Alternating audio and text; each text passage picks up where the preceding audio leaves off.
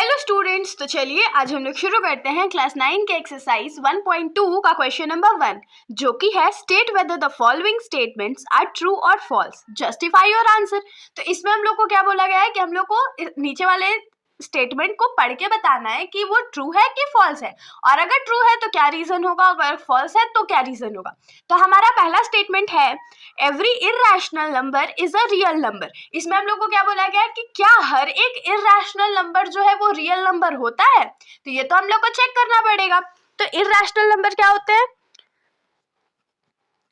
Irrational number जिन नंबरों को हम p/q के फॉर्म में नहीं लिख सकते हैं। जैसे इसका एग्जांपल क्या हो सकता है, तो √2, √3, फिर √5, ये सब को हम लोग क्या इररेशनल नंबर मानते हैं। और वही रियल नंबर क्या होता है, तो रियल नंबर हमारा है rational number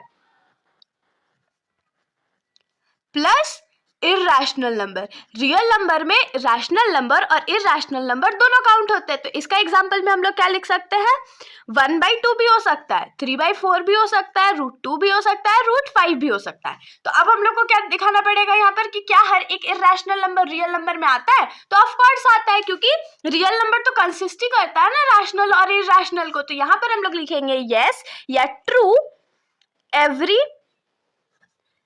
irrational number is a real number। और रीजन में क्या लिख सकते हैं, because real number consist of both rational and irrational number. तो इसके साथ हमारा जो क्वेश्चन का फर्स्ट पार्ट था वो हो चुका है। अब हम लोग आ जाते हैं अपने क्वेश्चन के सेकेंड पार्ट पर। तो हमारा सेकेंड क्वेश्चन है कि every point on the number line is of the form √m where m is a natural number. तो ये जो हमारा पॉइंट है उसमें हम लोग को क्या बोल रहा है कि नंबर लाइन पे जितने भी पॉइंट होते हैं उसका फॉर्म क्या होता है, तो √m का फॉर्म होता है, और m हमेशा नेचुरल नंबर होता है। तो क्या ये पॉइंट सही है? तो देखिए, नंबर लाइन जब हम लोग ड्रॉ करते हैं तो हम लोग क्या करते हैं, बीच में 0 मार्क करते हैं और राइट साइड पॉजिटिव पॉइंट्स लेते हैं और लेफ्ट साइड नेगेटिव पॉइंट्स लेते हैं ना। तो क्या नेगेटिव नंबर जो है वो रूट के अंदर आता है? जैसे मान लीजिए अगर कोई नंबर है -2, तो क्या वो रूट के अंदर आ सकता है? नहीं, ये तो नंबर गलत हो गया ना। तो इसीलिए ये जो स्टेटमेंट है कि सारे पॉइंट जितने भी नंबर लाइन पे है वो √m के फॉर्म में होते हैं, वो बिल्कुल भी गलत है। तो इसमें लिखेंगे false, because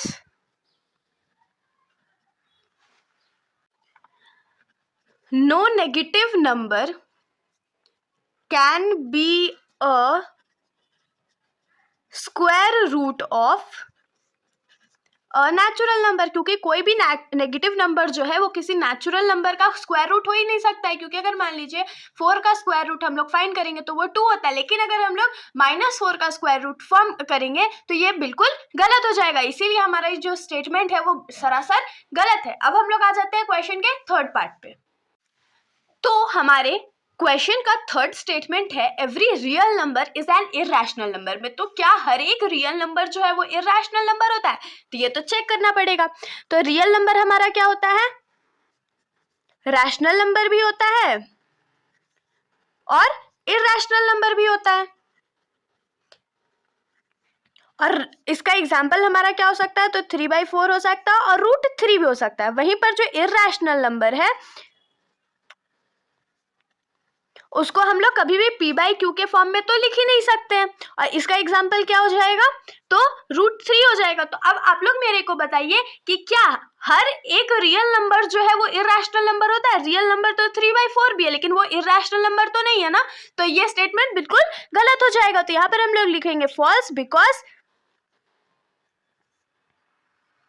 all real numbers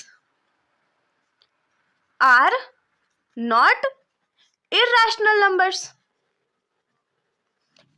देखिए इसमें लॉजिक क्या है ना कि रियल नंबर जो है उसमें रैशनल नंबर भी आता है और इरैशनल नंबर भी आता है, लेकिन इरैशनल नंबर में तो सिर्फ इरैशनल नंबर आ सकता है। तो इसीलिए हम लोग ये तो बोल सकते हैं कि हर इरैशनल नंबर रियल नंबर है, लेकिन हर रियल नंबर इरैशनल नहीं हो सकता है, क्योंकि 3/4 रियल नंबर तो है लेकिन इरैशनल नंबर नहीं है। तो इसके साथ हमारा सॉल्यूशन यहीं पर खत्म हो जाता है। अगर आप लोगों को कोई भी डाउट हो तो आप लोग कमेंट सेक्शन में पूछ सकते हैं, वरना अगर आप लोगों को वीडियो अच्छी लगी हो तो वीडियो को लाइक कर दीजिएगा और मेरे चैनल को बिना सब्सक्राइब किए कहीं मत जाइएगा। Thank you.